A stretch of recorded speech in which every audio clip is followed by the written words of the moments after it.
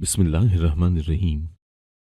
अम्मा ने मेरी शादी एक फकीर से कर दी और वो मुझे अपनी झोंपड़ी में ले जाने के बजाय एक महल में ले गया, जहां 3 नौकरानियां पकड़कर मुझे कमरे में ले गईं और सेज पर बिठाकर बोली, इस पर लेट जा और तब तक नहीं उठना जब तक तेरे शौहर का हुक्म ना हो, वरना तेरा भी वही हाल होगा जो हम तीनों का हुआ। मैं डर कर लेटी रही। जो ही फजर की अजान होती तो वो तीनों मुझे उठा देती और कहती, तेरा शौहर बाहर खड़ा है, चली जा। तो वो फकीर मुझे मैके ले आता और अब्बा को ढेर सारे पैसे देकर जाता। अब्बा तो मुझ पर वारे सदके जाता। एक रात मैंने अपनी जगह नौकरानी को ढेर सारे पैसे देकर सेज पर ऐसे लिटाया कि उसे कोई पहचान न सका और खुद उसके कपड़े पहनकर करीब खड़ी हो गई। फिर जो हुआ, मेरे तो सर पर आसमान गिर पड़ा। मेरा नाम रानिया है। मैं एक मुतवस्सित घराने से ताल्लुक रखती हूँ। अल्लाह की दी हुई हर नेमत हमारे घर में मौजूद है। मैं भी एक पढ़ी लिखी, सलीकामंद और बाशऊर लड़की हूँ। मुझ में बज़ाहिर कोई खामी नहीं है, इसीलिए अपनी हम उम्र लड़कियों की तरह मैंने भी बहुत से ख्वाब दिल में सजा रखे थे कि मेरी शादी भी किसी बहुत ही शानदार मर्द से होगी। गो मुझे वालिदैन के घर में किसी चीज की कमी तो नहीं रही, मगर हमने हमेशा चादर देखकर ही पांव फैलाए थे। इसीलिए मन ही मन सोचे बैठी थी कि जब शादी हो जाएगी तो अपने दिल की हर ख्वाहिश पूरी करूंगी। पहले हमारे घर के हालात बहुत खराब थे, मगर जब से मेरे दोनों बड़े भाई काम पर लगे थे, हमारे दिन फिर गए थे। मेरी अम्मी मेरे जहेज की भी तैयारी कर रही थी, ताकि जैसे ही मुनासिब रिश्ता मिले वो किसी भी इंतजार के बगैर मेरी रुखसती कर दें। यहाँ तक तो सब कुछ ठीक ठाक चल रहा था, मगर एक दिन बहुत ही अजीबोगरीब वाक़या पेश आया था। उस वाक़े ने मेरी पूरी हस्ती को हिलाकर रख दिया था। सुबह का वक्त था। भाई और अब्बू अपने अपने कामों पर चले गए थे। मैं घर की सफाई सुथराई का काम कर रही थी जब हमारे घर के दरवाजे पर एक फकीर की सदा बुलंद हुई थी। मुझे कुछ रातों से बहुत अजीब अजीब से ख्वाब आ रहे थे, इसीलिए मैंने जल्दी से अपना सदका उस फकीर को देने के लिए दरवाजा खोला तो वो मुझे देखता ही रह गया। वो फकीर था भी जवान सा। उसका मुझे यूं देखना मुझे बहुत अजीब लग रहा था, इसीलिए मैंने उसे पैसे थमाकर जल्दी से दरवाजा बंद कर दिया था। मैं फिर से अपने कामकाज में मसरूफ हो गई, मगर थोड़ी देर बाद फिर से उस फकीर की सदा बुलंद हुई थी। अब की बार तो उसने हमारे घर के दरवाजे पर दस्तक भी दे डाली थी। मुझे उसकी दीदा दलेरी से बहुत खौफ आया था। मैं जल्दी से अम्मी के पास गई। वो किचन में खड़ी बर्तन धो रही थी। मैंने अम्मी से कहा कि दरवाजे पर जो फकीर सदाएं लगा रहा है, मैं उसे पैसे देकर आई हूँ। मगर अम्मी, वो तो गुंडागर्दी पर उतर आया है, मुझे बहुत खौफ आ रहा है। अम्मी भी परेशान हो गई, कहने लगी, तुम अपने कमरे में चलो, मैं जरा उस फकीर की तबीयत ठीक करके आती हूँ। मैंने अम्मी को भी दरवाजे पर जाने से रोका, मगर वो मुझे कमरे की जाने भेजकर बाहर निकल गई थी। मैं बड़ी परेशान थी। मुझे ज्यादा फिक्र तब हुई जब अम्मी को बाहर गए हुए काफी देर हो गई थी। मेरा दिल बहुत ज्यादा घबरा रहा था, इसीलिए मैं जल्दी से दरवाजा खोलकर बाहर निकल गई। और मुझे हैरत का शदीद झटका तब लगा जब मैंने अम्मी को उस फकीर के साथ मुस्कुरा मुस्कुरा कर बातें करते हुए देखा था। मेरी तरफ देखकर अम्मी घबरा गई थी। फिर जल्दी से दरवाजा बंद करके घर में आ गई। अम्मी कहने लगी, रानिया, तुम बिला वजह उस बेचारे लड़के से डर रही थी। वो तो इतना भला इंसान है। मुझे जैसे दामाद की जरूरत थी वो तो बिल्कुल ही वैसा निकला। मुझे अम्मी की बात सुनकर ऐसा लगा जैसे उनका दिमाग अपनी जगह से हिल गया हो। इसीलिए मैंने उनसे मजीद बात ही नहीं की और अपने कमरे में जाकर लेट गई, क्योंकि अब मेरा मूड खराब हो चुका था। मुझे लगा था कि ये बात यहीं खत्म हो जाएगी, मगर मैं कहाँ जानती थी कि मेरी तो बर्बादी के दिन शुरू हो चुके थे। शाम में जब अब्बू घर वापस आए तो अम्मी ने उनसे भी कह दिया कि मैंने रानिया के लिए रिश्ता ढूंढ लिया है। अम्मी की आवाज मुझे कमरे तक आई थी। मेरे कान खड़े हो चुके थे। अब्बू बोले, अच्छा, वो किसका? अम्मी कहने लगी, आज हमारे दरवाजे पर एक फकीर भीख लेने आया था। वो मुझे बहुत मुनासिब लगा, बस उसी के साथ इसका रिश्ता तय कर दिया है मैंने। अब्बू अम्मी की बात सुनकर भड़क गए थे। वो बोले, क्या बात है रानिया की अम्मी, तुम्हारा दिमाग तो नहीं चल गया? ये कैसी बहकी बहकी बातें कर रही हो? अम्मी बोली, आप जरा मेरे साथ कमरे में आए। अम्मी और अब्बू की आवाजें आना बंद हो चुकी थी। अब मेरे कानों में मेरे धड़कते दिल की आवाज ही गूंज रही थी। थोड़ी देर बाद अम्मी अब्बू कमरे से बाहर आ गए और तब अब्बू मेरे कमरे में आए और बोले, क्या बात है बेटी, आज तुम अपने अब्बू को पानी देने भी नहीं आई?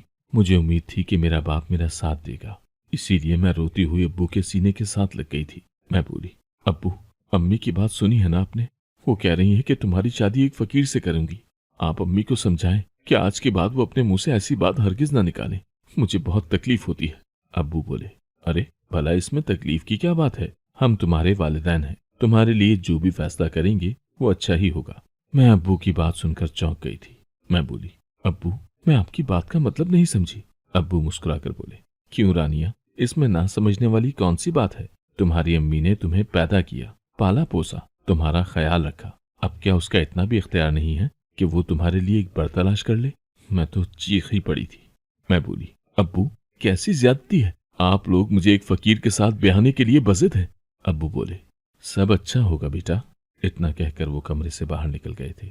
जब मेरे भाई घर वापस आए तो मैं उनके कमरे में चली गई। मैंने उनको अम्मी अब्बू की बात बताई तो वो दोनों ही भड़क गए थे।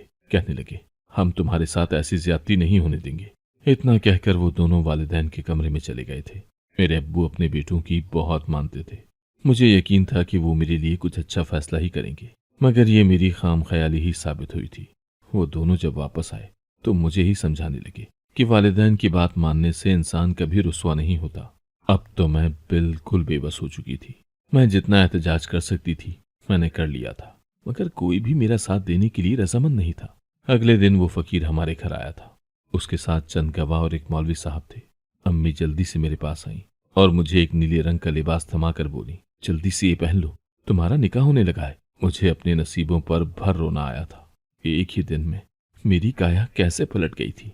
मेरी शादी एक फकीर से हो रही थी और वो भी इतनी इमरजेंसी में कि मैं समझने के काबिल ही नहीं थी। मुझे घर में पड़ा हुआ लिबास थमा दिया गया था। न मेरा पॉलर से मेकअप हुआ और न ही मेरा कोई अरमान पूरा किया गया था। मैंने भी दिल में ठान लिया था कि अपनी सारी जिंदगी अपने शौहर की झोंपड़ी में गुजार दूंगी, मगर मैं कभी पलटकर अपने वालिदैन के घर नहीं आऊंगी। उनके साथ किसी किस्म का कोई रिश्ता नहीं रखूंगी। भला वालिदैन ऐसे होते हैं क्या? मेरा निकाह हुआ और फिर मेरा शौहर गवाहों के साथ ही घर से निकल गया था।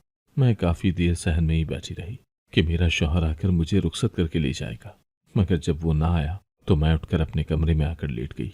दिन से शाम हो गई और फिर हर सू अंधेरा फैल गया था। अंधेरा फैलते ही हमारे घर के दरवाजे पर दस्तक हुई थी। अब्बू ने दरवाजा खोला तो मेरा शौहर घर में दाखिल हो गया। कहने लगा, मैं अपनी बीवी को लेने आया हूँ। अब्बू ने मुझे आवाज दी और बोले, रानिया बाहर आ जाओ, तुम्हारा शौहर तुम्हें लेने आया है। मैं चुपचाप उठकर कमरे से बाहर आई और घर के गेट से बाहर निकल गई थी। मेरा शौहर भी मेरे पीछे ही बाहर निकला था। बाहर निकलकर मैंने देखा कि एक रिक्शा हमारे इंतजार में खड़ा था। मैं उसमें जाकर बैठ गई। मेरे शौहर ने रिक्शे वाले को सारा पता समझा दिया था। मेरी आंखों से मुसलसल आंसू गिर रहे थे। मैं ये सोच भी नहीं सकती थी कि मुझे अपनी बाकी की जिंदगी एक झोंपड़ी में गुजारना थी, तमाम आसाइशों और सहूलियात के बगैर एक उदास सी जिंदगी। मुझे हैरत तब हुई जब रिक्शा एक बहुत बड़े महल के सामने जाकर रुक गया था। वो मुझे अपनी झोंपड़ी में ले जाने के बजाय एक महल में ले गया। मैं हक्का बक्का सी खड़ी थी। तभी 3 नौकरानियां मेरी जानिब लपकी थी। वो मुझे पकड़कर एक कमरे में ले गई। मैं हर चीज को बड़े गौर से देख रही थी। एक नौकरानी आगे बढ़ी और उसने मुझे सेज पर बिठा दिया। फिर बोली, इस पर लेट जाओ और तब तक नहीं उठना जब तक तुम्हारे शौहर का हुक्म ना हो, वरना तुम्हारा भी वही हाल होगा जो हम तीनों का हुआ है। इतना कहकर वो तीनों आगे पीछे कमरे से निकल गई थी, जबकि मैं अपनी सेज पर हक्का बक्का सी लेटी हुई थी। मुझे ऐसा लग रहा था जैसे मेरी जिंदगी ने मेरे साथ बहुत बड़ा मजाक कर दिया है। मेरे शौहर का ताल्लुक इस महल से कैसे हो सकता था? और फिर वो 3 नौकरानियां कौन थी? उन्होंने ऐसा क्यों कहा कि तुम्हारा हाल भी हमारे जैसा हो जाएगा? मैं डर कर लेटी रही। मुझे तो यही लग रहा था कि आज मैं सारी रात सो नहीं सकूंगी, मगर कहते हैं ना कि नींद तो सूली पर भी आ जाती है। मैं थोड़ी ही देर बाद खुद से बेगाना हो चुकी थी। सारी रात मुझे अजीब व गरीब से ख्वाब आते रहे थे। ऐसा लग रहा था जैसे कोई मेरे पास बैठा है। खैर, जो ही फजर की अजान हुई तो वो तीनों नौकरानियां न जाने कहां से नमूदार हो चुकी थी। वो मुझे उठने का बोल रही थी।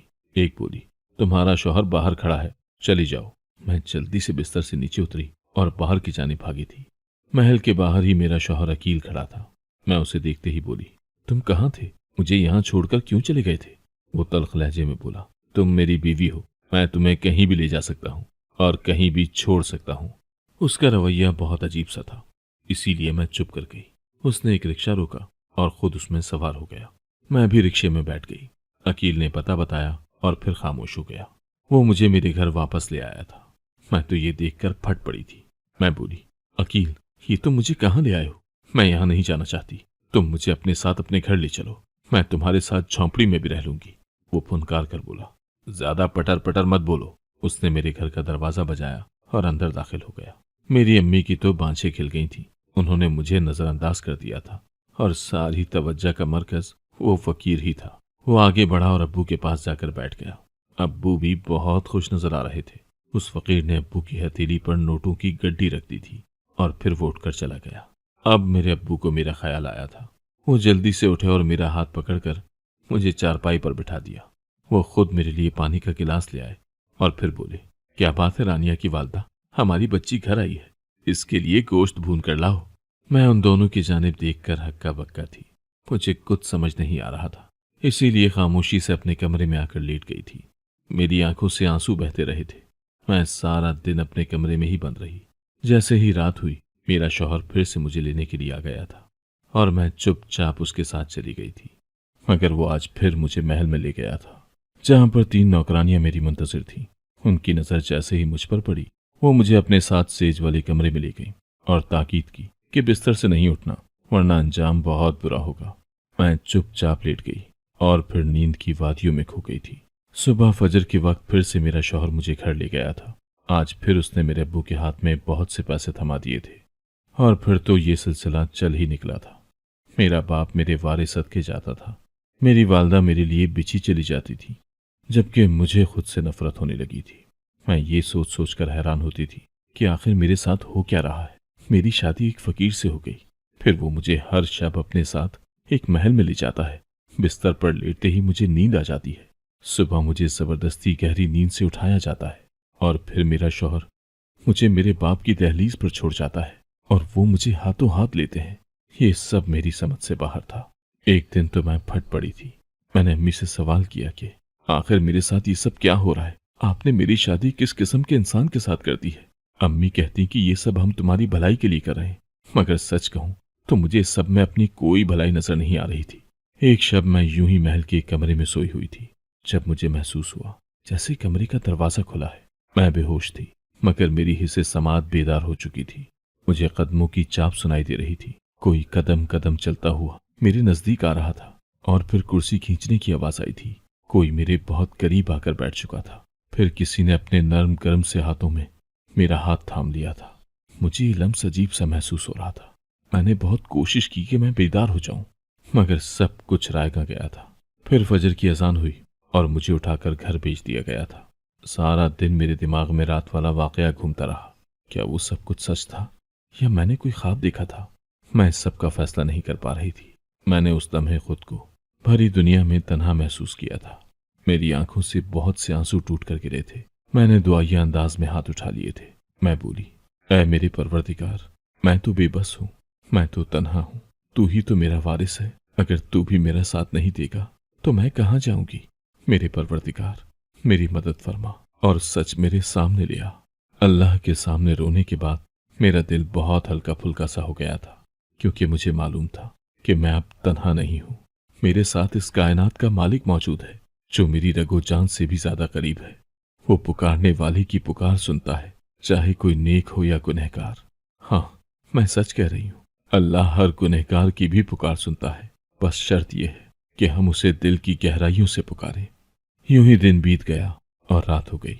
मुझे फिर से महल के कमरे में लिटा दिया गया था। आज फिर से मेरे कानों में दरवाजा खुलने, किसी के चलने, कुर्सी खींचने की आवाज सुनाई दी थी और फिर मुझे सिसकियां भी सुनाई देने लगी थी। किसी की आवाज मेरे कानों में गूंजी थी, या अल्लाह, तू मेरी बेटी को ठीक कर दे। मैं 101 देग बांटूंगी, तेरे नाचार बंदों को खाना खिलाऊंगी। ये आवाज सुनकर जैसे मैं किसी पाताल से बाहर आई थी। मैं उठ बैठी थी। मेरी नजर सामने बैठी एक बहुत ही वजादार औरत पर पड़ी थी। मुझे जागता देखकर वो खुशी से चिल्लाने लगी थी, डॉक्टर्स, डॉक्टर्स, जल्दी से आए, मेरी बेटी को होश आ गया है। उस औरत की आवाजें सुनकर डॉक्टर्स की पूरी टीम कमरे में दाखिल हो चुकी थी। मैं बहुत परेशान हो चुकी थी। मैं बोली, मैं आपकी बेटी नहीं हूं, आप कैसी बातें कर रही हैं? तब एक डॉक्टर आगे बढ़ी और बोली, मैडम, आप परेशान मत हो, ये कोमे से बाहर आई है, इसीलिए शायद इनकी याददाश्त चली गई है। हम इन्हें अस्पताल ले जाकर ट्रीटमेंट देते हैं, इंशाल्लाह सब ठीक हो जाएगा। मैं बहुत ज्यादा डर चुकी थी। ये मेरे इर्द गिर्द क्या हो रहा था? और फिर डॉक्टर्स मुझे जबरदस्ती ही एम्बुलेंस में डालकर अस्पताल ले जा रहे थे। मैं खौफ से थर थर कांप रही थी कि न जाने अब मेरे साथ क्या होने वाला था। मैं चीख रही थी, चिल्ला रही थी। मैं बोली, मैं बीमार नहीं हूं, ना ही मैं कभी कोमे में गई थी। आप मेरा इलाज क्यों करेंगे? खुदारा मेरे शौहर को बुला दे। मुझे ऐसा लग रहा था जैसे आज बस मेरी जिंदगी खत्म हो जाएगी। अस्पताल आया तो नर्सेज मुझे डॉक्टर के रूम में ले गई थी। मैं अब भी चीख रही थी। तब एक डॉक्टर बोला, आप मत घबराएं, सब कुछ ठीक है। मुझे मालूम है कि आपको कोई बीमारी नहीं है। आप यहाँ पर बैठ जाएं, मैं आपके शौहर को कॉल करके बुला लेता हूँ। ये अल्फाज सुनते ही मेरे दिल को बड़ी ढारस मिली थी। डॉक्टर ने मेरे सामने ही अकील को कॉल की थी। आधे घंटे बाद मेरा शौहर और मेरे वालिदैन मेरे सामने मौजूद थे। मैं उनको देखकर रोने लगी थी। मैं बोली, अब्बू ये सब क्या हो रहा है? अब्बू बोले, रानिया मैं तुम्हें बताता हूँ कि असल माजरा क्या है। दरअसल मैं अपनी शादी के शुरू के दिनों में एक बहुत बड़े सेठ के घर बतौर ड्राइवर काम किया करता था। वो बहुत ज्यादा अच्छे और अमीर लोग थे। उनके पास अल्लाह की दी हुई हर नेमत मौजूद थी, मगर वो बस औलाद से ही महरूम थे। जबकि अल्लाह ने मुझे दो दो बेटे अता कर दिए थे और फिर मेरे घर में दो जुड़वा बेटियों ने जन्म लिया था। मैं बहुत खुश था उस दिन। मालकन सर्वेंट क्वार्टर में मुझे मुबारकबाद देने आई और एक बेटी को उठाकर बोली, काश अल्लाह एक बच्ची मुझे भी दे देता। और मेरे मुंह से बेख्तियार निकला कि ये बेटी आपकी हुई। वो बहुत खुश हुई और बोली, तुम्हें अल्लाह का वास्ता है, अब इस बात से मुकर मत जाना। मालकन तुम्हारी जुड़वा बहन को अपने महल में लेकर चली गई थी। तुम्हारी अम्मी ने मेरे साथ बहुत लड़ाई की कि मैंने ये क्या कर दिया, मगर फिर अल्लाह ने इसे सब्र दे दिया। मालकन ने बेटी के एवज हमें बहुत ज्यादा दौलत दे दी थी और उन्होंने मुझे एक अच्छे इलाके में किराने की दुकान भी डाल दी थी। उसने कहा कि आप लोग यहाँ से चले जाएं। जब तक यहाँ रहेंगे मुझे यही डर लगा रहेगा कि आप मुझसे अपनी बच्ची ले लेंगे।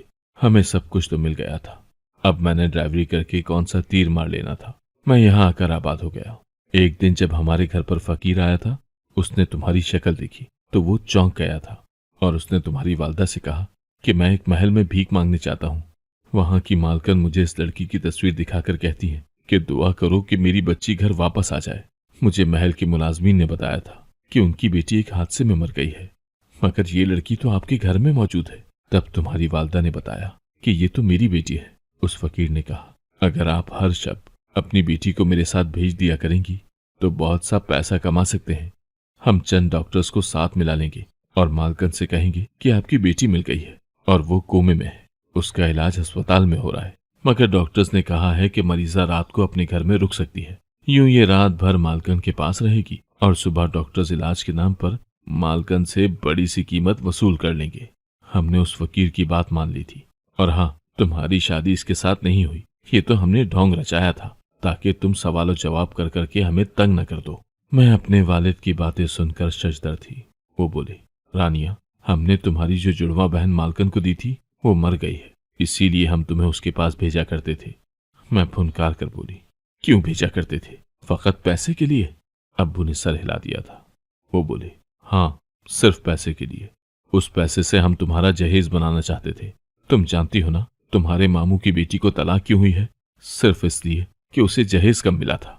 हमने मालकन के नौकरों से ये कहा था कि हम ये सब आपकी मालकन की जहनी हालत बेहतर करने के लिए कर रहे हैं, इसीलिए उन्होंने हमारा साथ दिया। तभी डॉक्टर के कमरे का दरवाजा खुला। सामने मालकन खड़ी थी, उसकी आंखें भीगी हुई थी। वो बोली, मुझे मालूम हो गया है कि मेरी बेटी, मेरी दुआ मर गई है। मैंने तुम लोगों की सब बातें सुन ली हैं। जी तो चाहता है कि पुलिस को बुलाकर फ्रॉड के केस में तुम सबको जेल भिजवा दूं, मगर तुम लोगों का ये फ्रॉड मुझे जिंदगी की जानिब ले आया है, इसीलिए मैं तुम लोगों को माफ कर देती हूँ। फिर मालकन अब्बू से बोली, मैंने अपनी बहन के एक बेटे को भी गोद लिया हुआ है, वो भी जवान हो चुका है। अगर आप मुनासिब समझे तो मैं आपकी रानिया को अपनी दुआ बनाकर अपने घर लेकर जाना चाहती हूँ। मेरे वालिदैन को क्या एतराज हो सकता था, और यूं मेरी शादी उस महल में हो गई थी। मेरी सास और मेरा शौहर मुझ पर जान छिड़कते हैं। मैं आज बेइंतहा खुश हूं अपनी जिंदगी से। अगर आपको आज की कहानी पसंद आई है तो वीडियो को जरूर लाइक कीजिएगा और अपने दोस्तों के साथ भी शेयर कीजिएगा। और हाँ, अगर आपने अभी तक हमारा चैनल सब्सक्राइब नहीं किया तो जरूर सब्सक्राइब करें। मिलते हैं कल एक नई और दिलचस्प कहानी के साथ। अल्लाह हाफिज।